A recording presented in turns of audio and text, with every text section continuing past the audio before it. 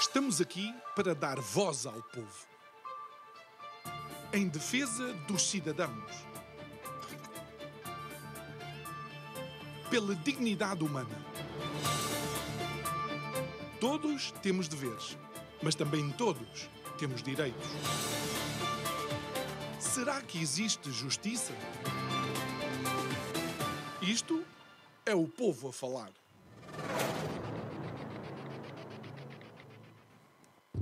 Filmes, livros, séries televisivas, todos nós conhecemos alguma cujo título não corresponde em nada daquilo que é o conteúdo da história.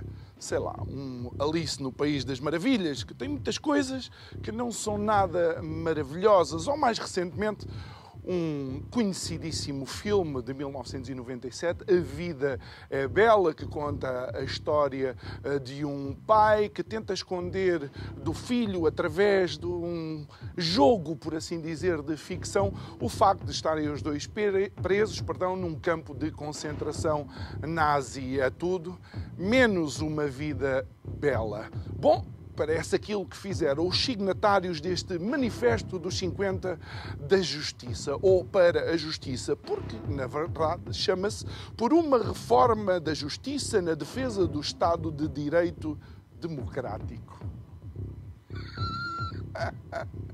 Boa noite, meu nome é João Nuno Pinto e isto é o Povo a Falar. Estou consigo de segunda à sexta-feira, neste mesmo horário, emissão em simultâneo Curiacos TV e Rádio Vida 97.1. Vamos então à defesa do Estado de Direito Democrático. É que vemos nomes como independência, prestação de contas, respeito, direitos fundamentais salvaguardados, tudo coisas fantásticas que estão de facto explanadas neste Manifesto dos 50, mas que estes 50 mais 50 mais 50, a nova forma de escrever 150 em português, já tiveram todos eles, ou a grande maioria deles, a oportunidade de o fazer e nada o fizeram antes. Pelo contrário, quiseram manter o status quo da situação. Mas há uma boa notícia, pelo menos no meio disto tudo, é que Olivença é nossa. Rolé. Digo eu que não percebo nada disto.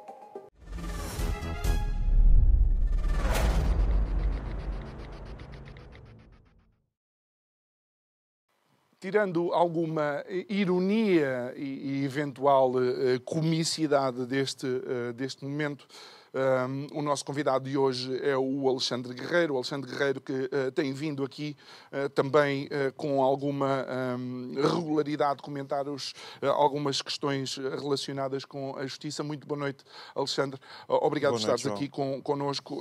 De facto, começou por ser 50, agora é dos 50 mais 50 mais 50 e continuam a escrever neste caso.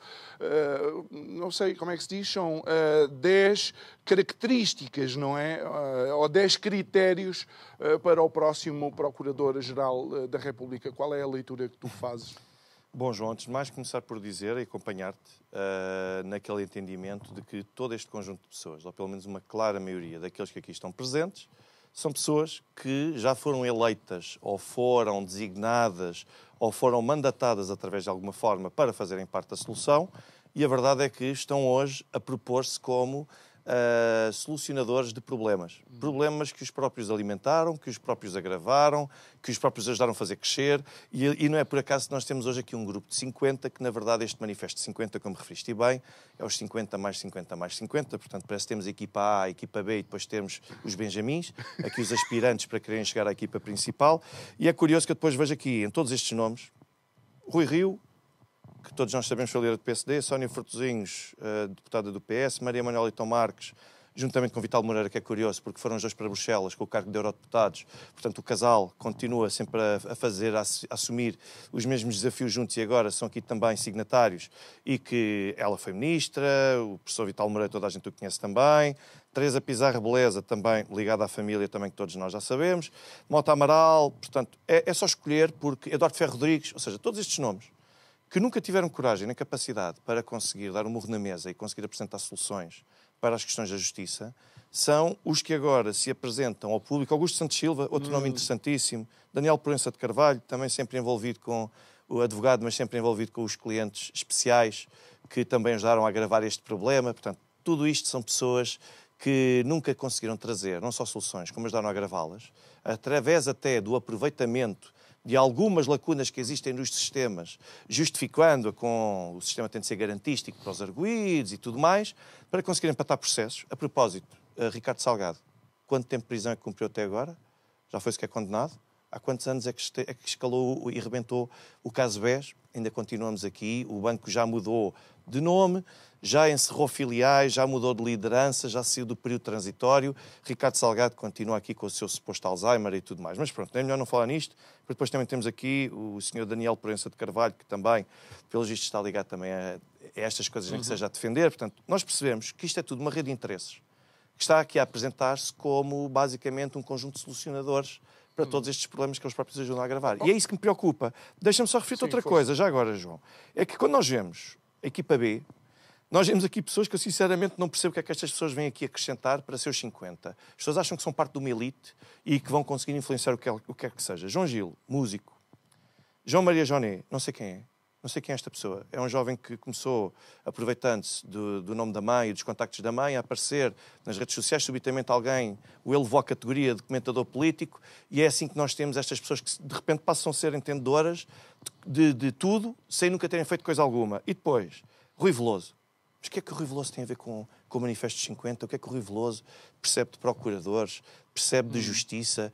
Espero eu que ele não perceba, nem que seja por nunca ter sido ou vítima ou sequer arguido nada, que esteja longe. Mas estes são os nomes que basicamente se tentam juntar aqui para fazer um conjunto de influencers da política nacional, quando na verdade estas pessoas não têm a mínima categoria, nem têm muitas delas idoneidade sequer para pertencer sequer a uma lista, quanto mais a apresentar propostas. Agora que mencionas isso, faz lembrar os 250 subscritores da regulamentação da lei da eutanásia, onde também vejo alguns artistas, sendo que, de facto, é uma matéria jurídica complexa, de grande complexidade e que se entende que demora o seu tempo. João, há uma grande diferença entre eu, enquanto cidadão, eu percebo tanto medicina como percebo de culinária. Sou sincero, não tenho jeito rigorosamente nenhum, portanto não percebo medicina. É a mesma coisa que eu me sentar aqui e começar a dar palpites sobre vírus, ameaças biológicas, questões complexas de saúde ou de medicina que eu não percebo rigorosamente nada.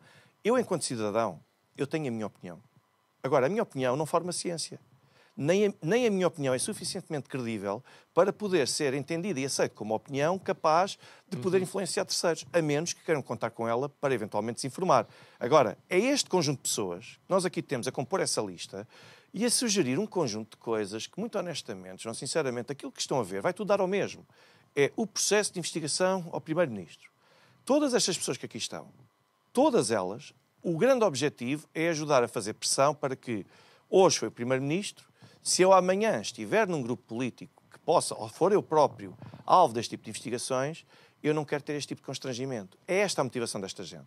Quando eles tentam definir um perfil de um futuro procurador, as pessoas não querem defender nem definir um perfil de um futuro procurador da República, ou geral da República. Querem, isso sim, começar já a criar forças de bloqueio e de pressão para que aquele que vier se sinta desde já amordaçado e agrilhoado na sua atividade.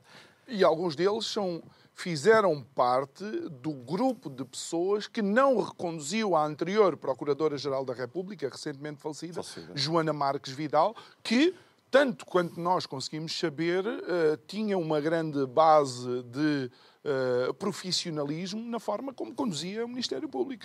Tinha, mas tinha também outro problema que foi o suficiente para lhe traçar o futuro, é que foi, na altura, designada por orientação do governo PSD-CDS. E isso é o suficiente para que, ainda que a senhora não tenha motivações políticas na condução e na persecução da sua atividade, automaticamente o rótulo já lá está. Da mesma forma como deixa-me que te diga, esta procuradora atual que nós temos, Lucília Gago, começou muito mal, porque veio, a experiência dela era Ministério Público, mas era direitos das crianças. Vinha de um Tribunal de Família e Menores. Não tinha a menor experiência para investigar a grande criminalidade e a mais complexa criminalidade.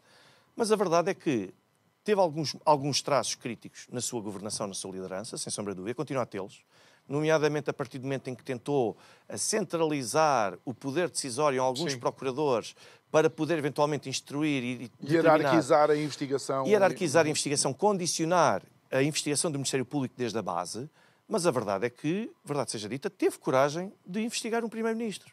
Teve coragem para o fazer. Agora, tudo o resto, qual é que é a sugestão, basicamente, que estes 50 mais 50 mais 50 e outros que defendem estas posições vêm aqui decidir?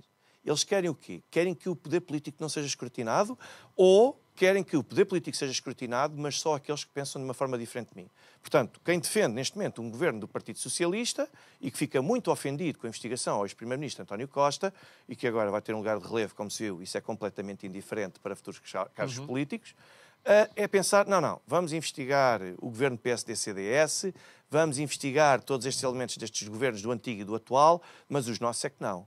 E quem está do lado da direita, ao mesmo tempo, está aqui a pensar, ainda bem que caçaram Sócrates, ainda bem que apanharam um conjunto de outros líderes socialistas ou de dirigentes socialistas, mas os nossos não. Aqui já não há um Estado de Direito. Portanto, parece-me que é um pouco essa convergência que nós temos neste suposto manifesto.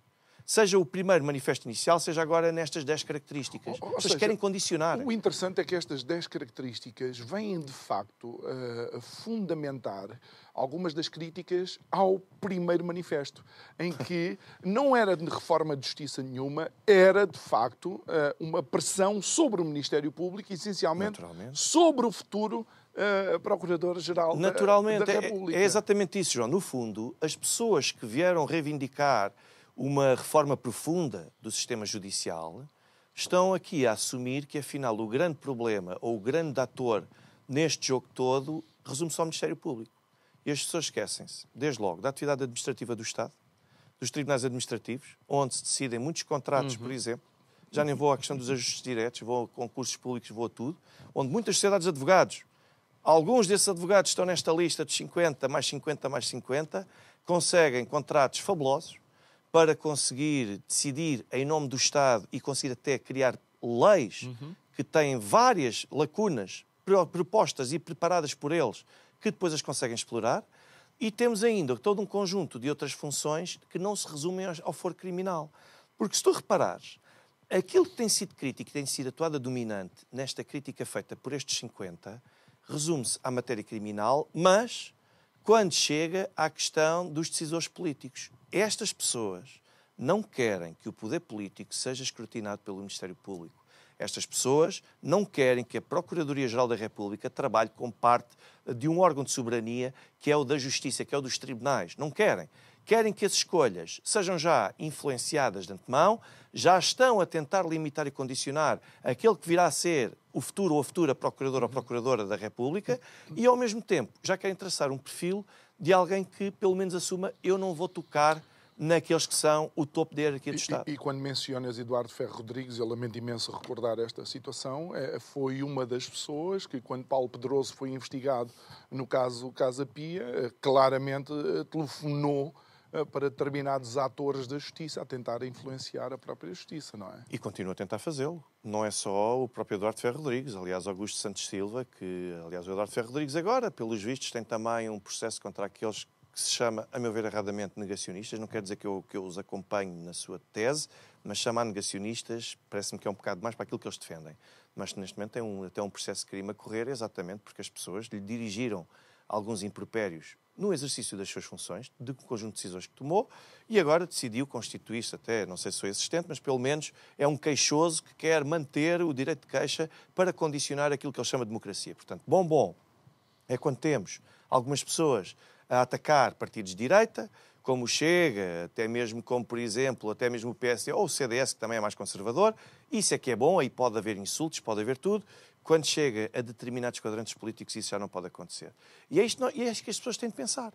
É que tem aqui um conjunto de pessoas que são influencers dos tempos modernos e na área da política e da sociedade, fora das redes sociais, que querem já começar a condicionar determinados perfis.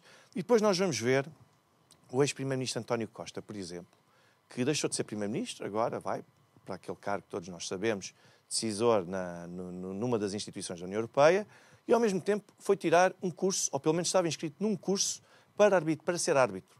Ou seja, o ex-primeiro-ministro, que trabalhou sobre um conjunto de áreas vastíssimas da sociedade e que dirigiu essas áreas durante um conjunto de anos, quer agora ser árbitro para mediar os grandes casos que vão recorrer à arbitragem para que haja uma decisão. Ou seja, ele quer sentar-se à mesa para decidir casos entre grandes empresas daquelas empresas de áreas que ele tutelou quando ele foi primeiro-ministro e quando ele tinha sido até ministro. E ninguém vê aqui nenhuma promiscuidade. Eu não vejo aqui esses 50 a pedirem que haja uma redução da promiscuidade e uma maior ética no exercício da política, por exemplo, para isto. Eu não vejo ninguém a reivindicar o estatuto do lobismo e da manifestação de interesse que seja feita por parte dos decisores políticos. Eu não vejo qualquer um destes elementos deste Manifesto dos 50 a reivindicar transparência, a reivindicar maiores regras para a política. Não vejo. Vejo-os só preocupados em conseguir blindá-la, em conseguir escudá-la e em conseguir impedi-la de ser escrutinada. Eles fazem a proposta, por exemplo, ou propõem que, inclusive, possa ser fora da magistratura, ou seja, alguém que não pertença... Não, mas eu tenho um bom nome. Tenho um bom nome. Pois propor. Eu tenho a certeza absoluta que com o currículo dessa pessoa e com a exposição social que essa pessoa tem, que eles vão aceitar. Por exemplo, o Paulo de Moraes. Certo. Com o livro... sim, mas com João, o livro que ele... Porque em termos profissionais, em termos de tipo de exposição pública, do tipo de manifesto que ele próprio tem transportado com ele, parece-me ser uma pessoa totalmente idónea e, aliás, nem vou questionar isso, mas eu continuo a achar que a lacuna jurídica é muito grave. E eu acho que não devemos ir por essa solução apenas por uma simples razão. Mas tu achas que eles aceitavam alguém como o Paulo Moraes? Não. Como o Paulo Moraes, não. Mas com alguém que não seja jurista, claro. Eu acredito que a tentação seja claramente essa. E ver o que é que estão a fazer agora na advocacia. Abriram as sociedades de advogados para serem multidisciplinares. Ou seja, as sociedades de advogados agora podem passar a ter investimento de terceiros, que não sejam sequer advogados, nem sejam ligados sequer à área. O que levanta desde logo problemas de conflitos de interesses, claro. Promiscuidade, toda a forma como é influenciado o exercício da advocacia nessas sociedades, e fizeram a mesma coisa nas ordens profissionais. Todas as ordens profissionais agora têm de ter vários elementos, incluindo a ordem dos advogados, têm de ter entre os elementos que compõem um conselho de disciplina ou de jurisdição, pessoas que não tenham exercido advocacia e pessoas que tenham algo a dizer, para ser consideradas pessoas imparciais e fora do setor, mas que podem influenciar o futuro de um conjunto de advogados e não só. Porque depois nós temos ainda um conjunto de outras alterações, como a abertura, repara naquilo que está agora implementado, a abertura da consulta jurídica a pessoas que não tenham exercido direito. O que quer dizer que tu podes ir ao Google, direitos de parentalidade, e podes apresentar-te ao público como sendo consultor em direitos de parentalidade. E não estás a cometer nenhum crime, porque não estás a praticar nenhum ato que agora é exclusivo dos advogados. Deixou de ser. Agora toda a gente pode dar consultas. Toda a gente pode ser consultor de qualquer coisa. Toda a gente pode ser especialista de qualquer coisa. Mas então temos a ordem dos psicólogos preocupadíssima com a quantidade de pessoas que também aparecem nas redes sociais e não só como se fossem psicólogos e a dar consultas às pessoas e tendo, de facto... Nutricionistas. Outros. Os médicos a situação ainda é mais caricata, porque dentro dos próprios médicos nós não temos uma lei dos atos próprios dos médicos. O que quer dizer que um médico de gastro pode, por exemplo, estar a praticar outro tipo de exames que sejam, por exemplo, oftalmológicos ou que sejam até ligados até a doenças de coração, o que é que seja. Não temos lei dos atos próprios dos médicos.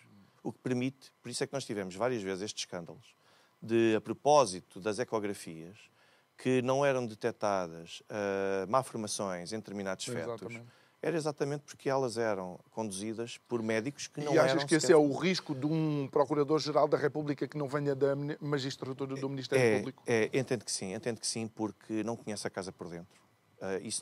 Então se não for jurista, então o problema é... Jurista com profissão.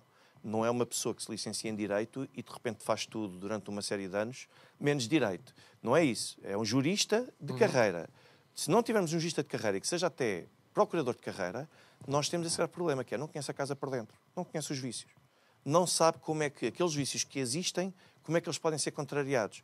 Não sabe quais é que poderão ser as reformas futuras que poderão ser implementadas ou não para ajudar o sistema. E eu posso dizer que o processo penal está repleto deste tipo de situações. Aliás, um desses riscos em que nós realmente corremos foi esta questão da fuga dos últimos 5 indivíduos de Val dos Judeus, em que um deles teve uma avaliação feita pelo Tribunal de Execução de Penas de que, neste momento, era reduzida ou mínima a possibilidade de fuga. Portanto, com base em quê? Com base numa convicção de um conjunto de pessoas que estão num gabinete, não lidam com os reclusos de perto, não conhecem o seu nível de perigosidade e as pessoas, a verdade é que as pessoas fecham-se numa redoma. Portanto, tem de ser um jurista de carreira e um jurista de carreira do Ministério Público, que é quem está no terreno, quem está na prática, é quem conhece tudo. Mas é isso que eles depois são acusados de corporativismo.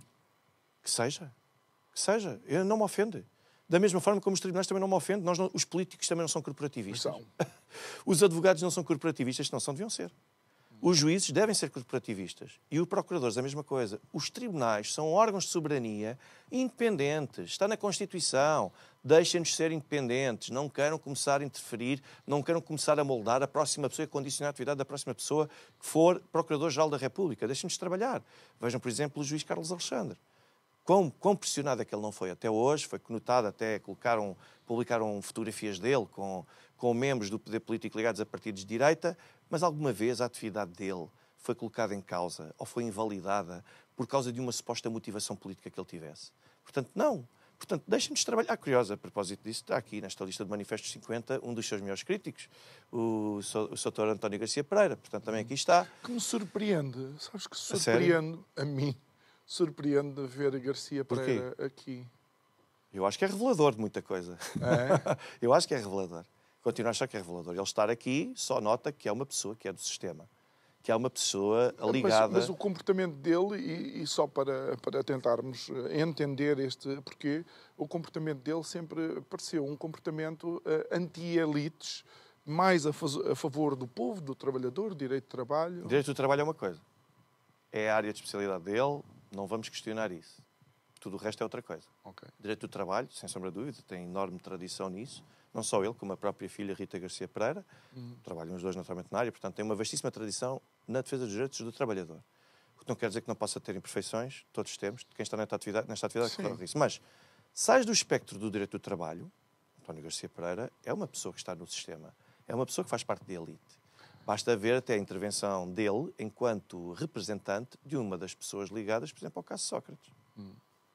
Talvez eu entenda então o porquê dele ter escrito, creio que num artigo do Diário das Beiras, que o nosso canal era o canal do Chega, do partido político Chega. Mas é tudo do Chega hoje em dia. Toda a gente, eu também já fui acusado de ser do Chega, toda a gente que tem um diálogo, eu não digo antissistema, porque todos nós somos o sistema. Eu quero dizer anti-elites que dominam o sistema. É o status quo que falávamos. Quem alimenta toda a gente que tem um discurso contraditório e contestatário relativamente a isso, que era aquilo que o Sr. António Garcia Pereira deveria fazer. Aliás, o Arnaldo Matos, também do seu partido, uma vez teve uma célebre frase, também falecido, lamentavelmente, não vou repeti-la aqui por respeito às famílias, toda a gente sabe, que descreveu com muita facilidade, de uma forma muito simples, o estado em que nós nos encontramos. Olha, Alexandre, recentemente, eu não sei se tiveste conhecimento ou se lestes ou ouvistes, a Lucília Gago foi ao Parlamento, a uma audição, e mais uma vez, relativamente às escutas, relativamente ao tempo das escutas, tudo aquilo que os partidos políticos a questionavam, ela respondia, e a mim preocupou-me uma das respostas. Ela disse que vocês são o poder legislativo, podem legislar, mas quero vos dizer que, relativamente a isso, significa que vamos poder colocar jornalistas sob escuta para conhecer as suas fontes. Em certos casos, tem de ser. Em certos casos, tem de ser. Nós já tivemos aqui recentemente 2 jornalistas condenados, exatamente pela forma porque foi necessário apurar quem eram as suas fontes. Aliás, sabe-se, um é da TVI, o outro... E os jornalistas é que são condenados? Fonte? Não. Isso é diferente. Agora, os jornalistas, a forma como violam o segredo de justiça porque estão sujeitos a isso, pode não se conseguir perceber a fonte, em certos casos, só saber quem é que veicula informação que só pode ter sido obtida através da violação do segredo de justiça. Okay. A meu ver, não me choca, até um determinado ponto, que é aquele em que o Tribunal Europeu dos Direitos Humanos tem decidido, que é a partir do momento em que não se justifique, do ponto de vista do interesse público, qual é que pode ser o benefício que a população pode ter face àquilo que a investigação pode chegar em termos de conclusão. Mas eu, enquanto jornalista, pode não se justificar, mas a partir do momento em que as minhas fontes são reveladas, eu perco a alavancagem que tenho de ser jornalista e ter confidencialidade de fontes. Depende, naturalmente. Imagina que tu eras uma fonte minha. Sim. Tenta ver... Se eu for uma fonte tua, depende daquilo que eu estiver a revelar. Eu, com aquilo que eu te estou a revelar, eu estou a comprometer a investigação, com o risco de comprometer a investigação, porque há situações que vão ser antecipadas. Sinceramente, eu não devo fazer isso. E não há justificação para isso. As pessoas têm de perceber.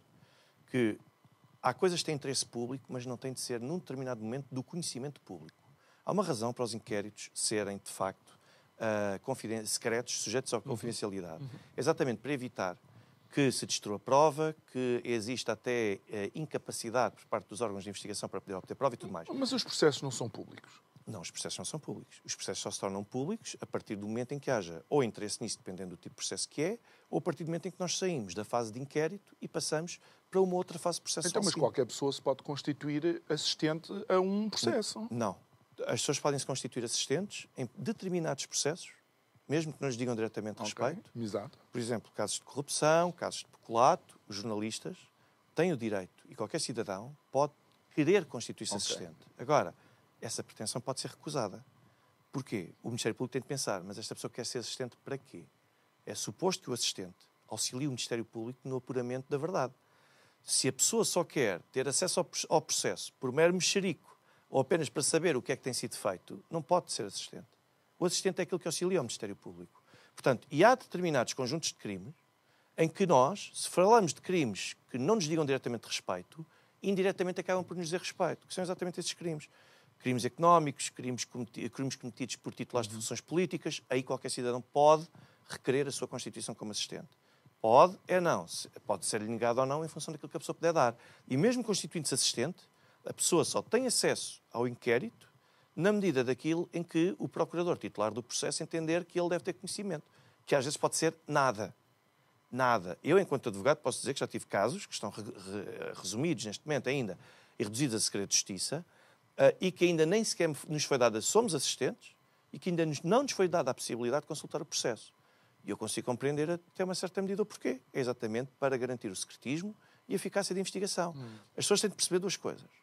Às vezes, nós estamos numa era tecnologicamente mais avançada.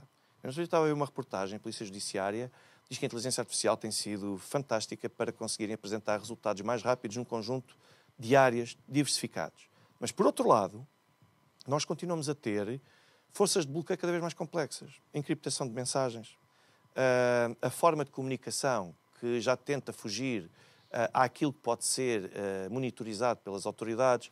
Isso obriga a que se tome, muitas vezes, se necessite mais tempo para conseguir fazer investigações. É natural que certos processos, por exemplo, envolvendo o Primeiro-Ministro, eu acho perfeitamente natural que essas questões e que essas investigações sejam morosas. Mas eu também acho fundamental que cheguemos ao fim do processo e que as pessoas consigam dissipar todas as dúvidas. Claro. Investigou-se tudo, fez-se tudo, mas a pessoa é inocente. Muito bem. Acho que é preferível isto do que decidir-se... Mas aí esteve bem o Ministério Público a dizer que o Primeiro-Ministro de então estava a ser investigado. Claro que sim. As pessoas têm de perceber, porque as pessoas não são tolas, as pessoas hoje em dia têm acesso aos canais de televisão, sabem que existe alguém que diz sempre que teve conhecimento de alguma coisa. Para evitar o falatório e a especulação, o Ministério Público vem a público e vem dizer: o Primeiro-Ministro está envolvido nesta investigação, não quer dizer que ele tenha cometido ou que seja suspeito de práticas de crimes, mas a investigação incide também sobre o gabinete do Primeiro-Ministro e sobre o próprio. Claro.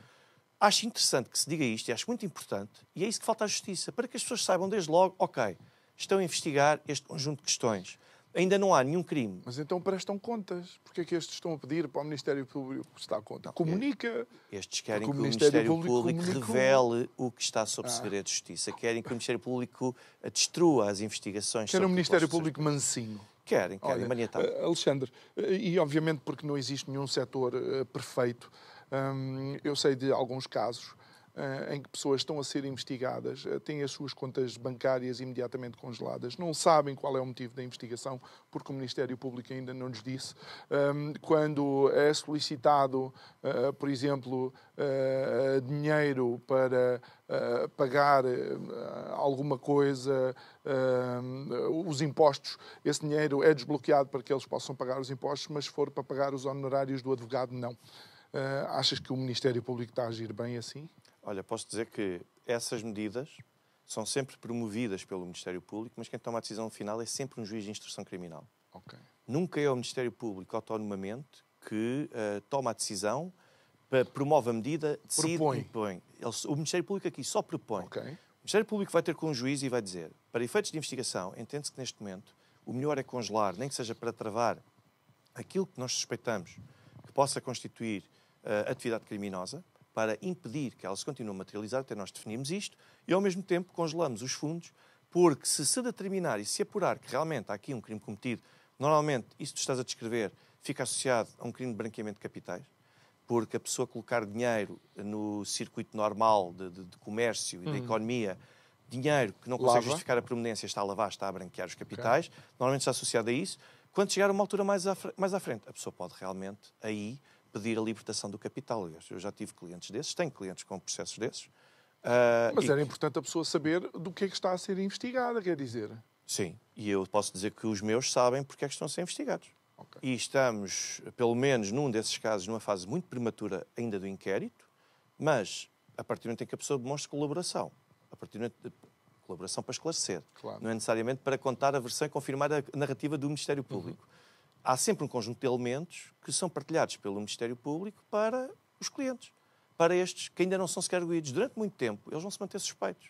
Okay. Até depois de decidir se vão ser constituídos arguidos ou não. Mas ainda assim isso significa que existem, como é que eu ia dizer, arquiteturas de funcionamento do Ministério Público que devem ser limadas, ou só o facto de ser o juiz a decidir iliba, entre aspas, o Ministério Público? Não, porque o Ministério Público promove. Porque se o Ministério Público não promover, o juiz, por sua iniciativa, não vai ter a iniciativa de o fazer. Portanto, há sempre dois. O que eu acho que tem de ser feito, sinceramente, nestas situações é, ponto número 1, continuar a apostar na formação dos juízes.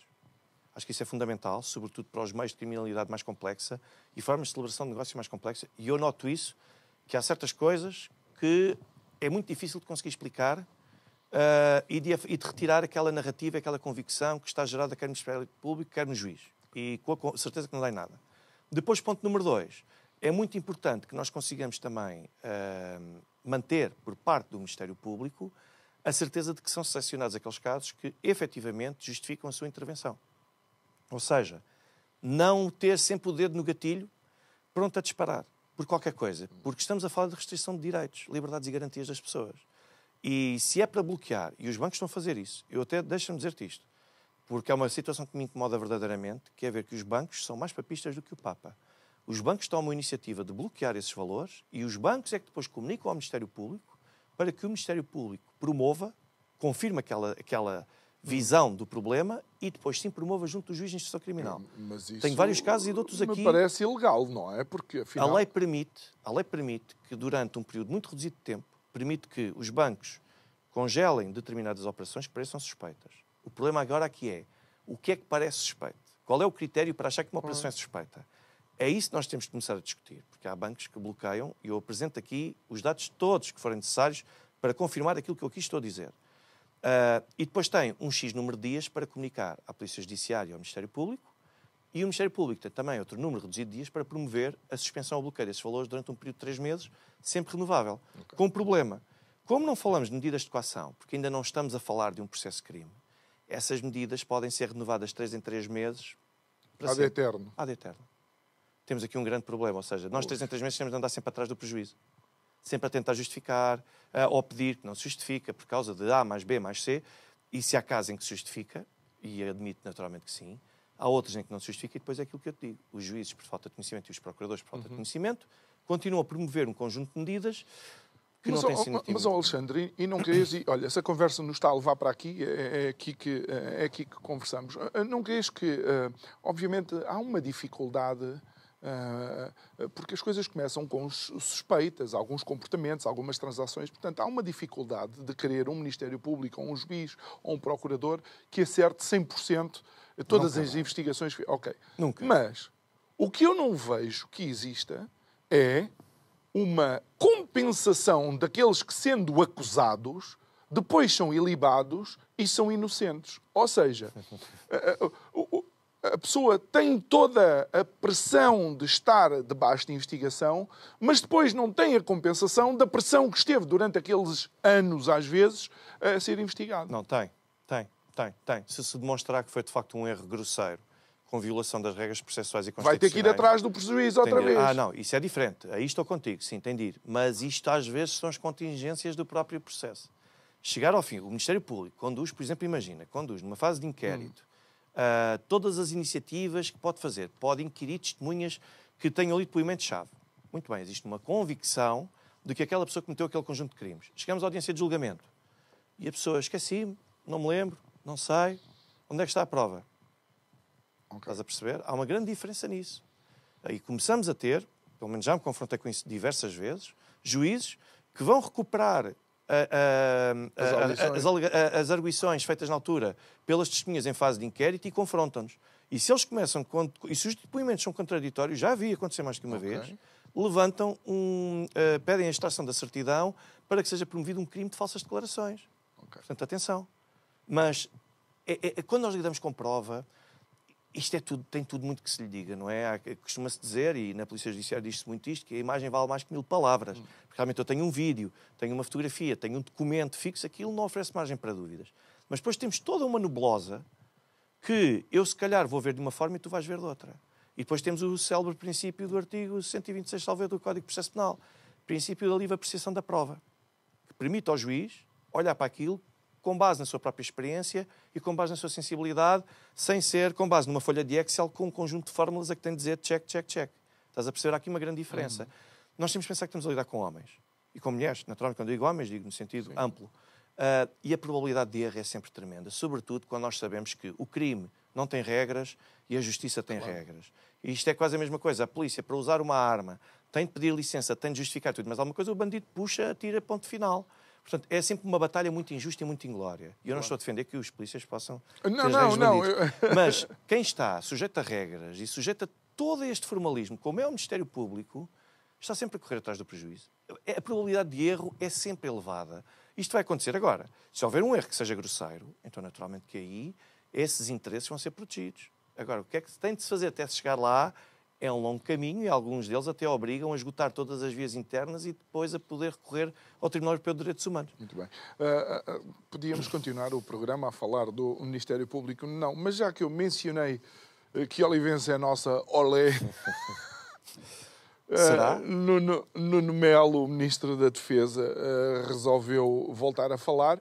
Eu fiquei bastante triste ao saber que ele não se chama só Nuno Melo, chama-se João Nuno Melo, o que me deprimiu, obviamente. O João Carlos Dias, o Joca, nosso colega, que deve estar algures a viajar, é que me deu essa triste notícia, tenho que dizer. Voltou a falar e voltou a mencionar Olivença. Contextualiza isto e qual é a tua... Vamos lá ver. Olivença foi sempre território nacional durante, sem qualquer margem para dúvidas, digo eu, os espanhóis sempre contestaram isso, Leão e Castelo também sempre contestaram isso, mas isso são outras contas. Durante cerca de 600 anos foi sempre incontestável uma situação dessas. Só que depois os franceses, por altura das invasões francesas, foram muito inteligentes, foram muito espertos e quiseram aproveitar as invasões francesas para poder apropriar-se de território português, incluindo Olivença.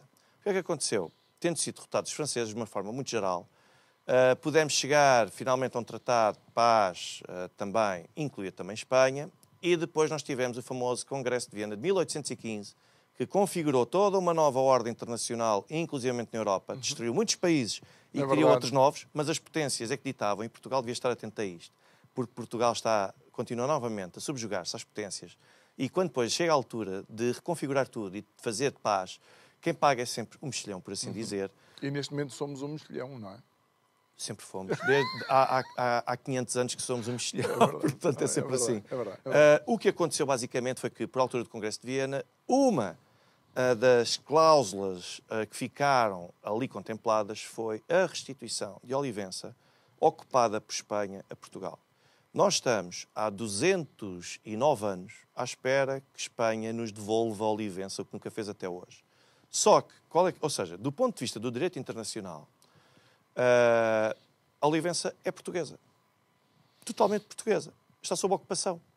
Isto parece uma coisa estranha e bizarra, porque nós não estamos habituados a isto já há muito tempo. Temos fronteiras estáveis desde já... Somos o país europeu com fronteiras estáveis mais antigas, portanto somos nós. Para nós estarmos alguma confusão, mas Portugal tem território sob ocupação. E Olivença, é verdade, sob Espanha, há 209 anos que está sob ocupação. E o que se passa aqui é que, à luz do direito internacional, nós temos aqui algumas hipóteses. Ou levamos isto ao Conselho de Segurança das Nações Unidas para que sejam aprovadas resoluções contra a Espanha, para que Espanha seja forçada a restituir Olivença a Portugal, que é uma coisa absolutamente neste momento está... Mas isso pode criar problemas com os nossos amigos mais antigos, os ingleses, porque depois os espanhóis vão querer compensar, dizendo aos ingleses, deem-nos lá Gibraltar de volta. Não. É que, atenção, nós com os ingleses até deveríamos avançar por aí, porque nós temos a questão do mapa cor-de-rosa muito bem resolvida com os ingleses. Portanto, os ingleses continuam a ser nossos aliados. Se os espanhóis tiverem de perder, muito honestamente... Sejam eles. Que sejam eles, até porque continuam a contaminar e a prejudicar a fruição do Rio Tejo, que é feita pelos portugueses. E Portugal continua com governos literalmente mansos, sejam Partido Socialista, sejam PSD-CDS, que não se atrevem a desafiar a Espanha. Portanto, há aqui muita gente que está a dar voltas no túmulo a esta hora, por causa de Espanha, a forma como Espanha consegue fazer tudo. Eu acho que nós temos aqui vários Miguéis Vasconcelos, e um deles acaba por ser até Nuno Melo, porque Nuno Melo vai fazer esta reivindicação para que as pessoas percebam, é muito importante para Portugal, já que não declara guerra à Espanha por isto, porque é absurdo, nos tempos que correm, é muito importante que, à luz do direito internacional, de tempos a tempos, nós continuemos a fazer publicamente, através do Governo, a reivindicação de que aquele território é nosso. Por um princípio muito simples, é o chamado princípio da aquiescência. É um princípio que significa que, se nós não dermos sinais oficiais do ponto de vista do Governo, publicamente, de que temos uma determinada pretensão, nós estamos a conformar-nos que os outros consigam consolidar esse direito. É uma espécie de uso capião. E usando ali a nacionalidade da nossa cameraman, é um pouco o que os argentinos fazem com as Malvinas. Ou os ingleses. Sim, mas sendo os ingleses... Eu continuo a achar que são argentinas. Eu continuo a achar que não são Falkland, que são Malvinas. Mas pronto. Sim, porque ela está... Bem, mas ela não está na tua câmara, está na minha. Pronto. Mas não achas... Mas é importante fazer isto. E sabes que mais, João, deixa-me dizer-te isto. É que Portugal já passou por uma situação do princípio da aquiescência semelhante também no Tribunal Internacional de Justiça nos anos 60. A propósito ainda de Goa, Damão e Diu. Porque Portugal deve continuar a reivindicar publicamente, de tempos a tempos, que aquele território é nosso. E o que Nuno Melo fez, muito honestamente, é um profundo desastre. Ele veio publicamente, no evento em que era ministro, assumir que a Olivência é nossa. Fantástico. Um ministro que finalmente teve coragem para dizer isto em público, quando nenhum outro teve nos últimos anos.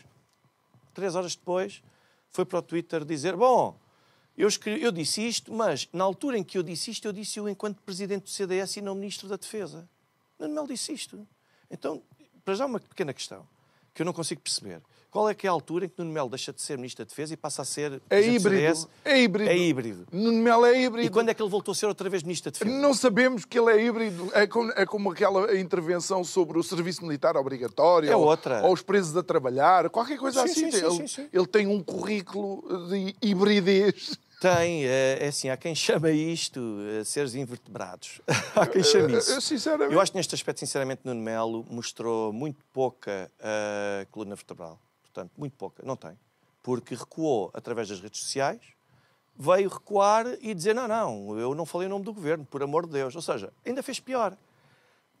Ou seja, em vez de manter a dúvida, ao menos ficava calado, mantinha a dúvida, Nuno Melo veio até dizer, não, o governo português não se revê nisto. Ou seja, veio até alimentar a pretensão de Espanha. Portanto, eu acho isto desastroso. E não achas que se fosses algum dos oficiais presentes naquela cerimónia, aquilo que terias de dizer, afinal recebemos o presidente do CDS, não foi ministro da Defesa. Exatamente. E o erário público ajudou a pagar o transporte e a refeição e a segurança do presidente do CDS, não foi do ministro da Defesa. Essa é a conclusão que nós chegamos. Ou seja, sinceramente, João, isto depois do Tratado do Atlântico Norte, que foi... O próprio Nuno Melo também disse aqui há uns meses, que, ali meio atrapalhado, que a OTAN, a organização do Tratado do Atlântico Norte, depois de falar dessa questão do serviço militar, eu tenho que dizer isto, e digo isto até de uma forma bastante clara, para que o próprio Nuno Melo e toda a gente perceba, é que nós temos os militares, nós temos a tropa, o próprio que pugna pelo serviço militar só vem dar razão a todos aqueles que são contra a continuação do serviço militar obrigatório. É que nós temos lá milhares e milhares de mancebos. Mas ter homens no fim da tropa, isso é que já são poucos. Portanto, e Nuno Melo só vai dar razão de que não foi porque ele foi à tropa que se tornou um homem mais vertical a fazer isto. O que ele fez foi simplesmente desastroso do ponto de vista do Estado e do ponto de vista até dos interesses nacionais. Não tem condições, a meu ver, para continuar a ser Ministro da Defesa. Nem Ministro de nada. Tu vais até aí.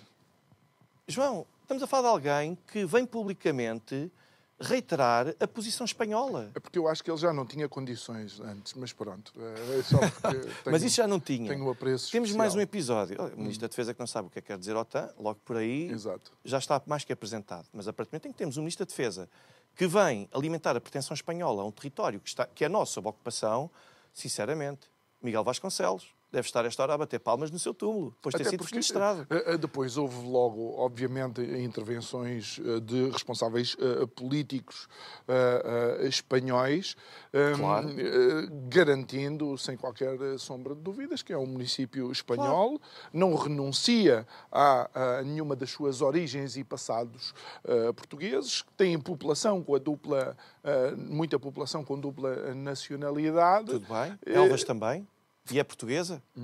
Elvas também. Elvas também tem lá muitos espanhóis. Aliás, até parece que o irmão do rei de Espanha, salvo erro, acho que foi o irmão do rei de Espanha ou foi o irmão não, perdão. Foi o irmão do presidente do governo espanhol. Okay. Pronto, que adquiriu um palacete em Elvas. Pronto, mas é espanhol e Elvas é portuguesa. Ponto final. Portanto, podem dizer que estão lá, que é habitado 100% por portugueses. A verdade é que o território está sob ocupação, porque tem um ayuntamiento, não tem uma junta de freguesia. Estamos a falar de realidades completamente distintas. Portanto, quando eles vêm dizer isso, e aliás, tanto são provocadores, que ainda em 2012, eu recordo, era Paulo Portas, ministro dos Negócios Estrangeiros, vieram eles organizar as celebrações a propósito da unificação de Olivença com Espanha. E, uma vez mais, o governo português ficou calado, nada disse sobre isso, e foi até embaraçado do Parlamento português, pelo facto de não ter nada a dizer perante estas provocações. Portanto, os espanhóis vão sempre dizer que é deles. É que isto que tu estás a dizer só é grave porque, de facto, se Espanha nos vier ocupar, é uma reunificação. É uma reunificação, aliás. E a mim, naturalmente, eu não quero dizer que seja uma coisa destas que está em cima da mesa. Mas eu começo a assistir a um burburinho cada vez maior. Seria a favor de uma união real entre Portugal, uma união ibérica entre Portugal e Espanha? Exatamente. Organizações de eventos desportivos em conjunto. Organizações de vamos ter mundial. Um mundial, exatamente. Organizações de um conjunto de outros eventos é tudo ibérico. Agora é também até a Liga de Hóquei no Gelo é ibérica. Ou seja, Hóquei no Gelo? Hóquei no Gelo. Portugal vai ter Hóquei no Gelo, é verdade. Foi anunciado a semana passada. Liga Ibérica. Começa no desporto. Passa por um conjunto de outras áreas. Quando nós damos conta, nós já estamos no Parlamento português quase a falar castelhano. Portanto, atenção, isto começa assim. Começa-se muito lentamente e nas áreas mais decisivas para as pessoas. Eu começo a ver que há cada vez mais sondagens realizadas a perguntar se as pessoas são a favor de uma coisa dessas ou não, para poder apalpar terreno. Portanto, aos poucos começa-se a soar a normalidade. Sinceramente, eu posso garantir a ti que serei sempre contra. E qualquer pessoa que não venha defender os interesses nacionais perante Espanha, que eu continuo a dizer, são nossos vizinhos e são nossos bons vizinhos, por regra. Mas estão a ocupar território nosso. A mesma coisa que eu ter o meu vizinho a ocupar parte da minha horta. Igualzinho. Tal como, da mesma forma como tenho o meu vizinho a bloquear o fluxo de água para a minha casa. É a mesma coisa. Se Portugal não tem governantes que consigam ter coragem suficiente para dar o murro na mesa e para negociar uma solução pacífica com a Espanha neste aspecto, muito sinceramente, não podem ser governantes. Aquilo que eu tenho visto até agora é ver um ex-primeiro-ministro, António Costa, que como o presidente do governo espanhol, era também da mesma família política. Bem, não vamos arranjar aqui grandes problemas nem grandes ondas, até porque depois, se eu quiser ter o apoio de alguém para cargos europeus e internacionais, eu vou precisar do apoio deles. Não posso tê-los como bloqueio. Portanto, isto funciona assim. Quando se diz que temos um português nestes cargos da União Europeia, como agora, a famosa ex-ministra das Finanças, de Passos Coelho, que agora vai ser comissária europeia, quando nós dizemos devíamos estar orgulhosos por ter um português lá, não. Eu não estou orgulhoso em ter um português que seja sabotador dos interesses nacionais, porque ele está a proteger e a cautelar os seus interesses, não está a proteger os interesses do país. Portanto, eu não fico contente com um português lá só por ser português.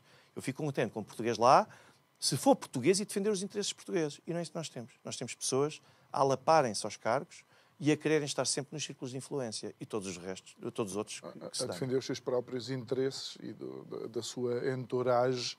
Claro. E aquilo que vamos vendo somos nós cada vez mais pobres e em maiores dificuldades. Alexandre, muito obrigado por ter estado aqui connosco mais uma vez.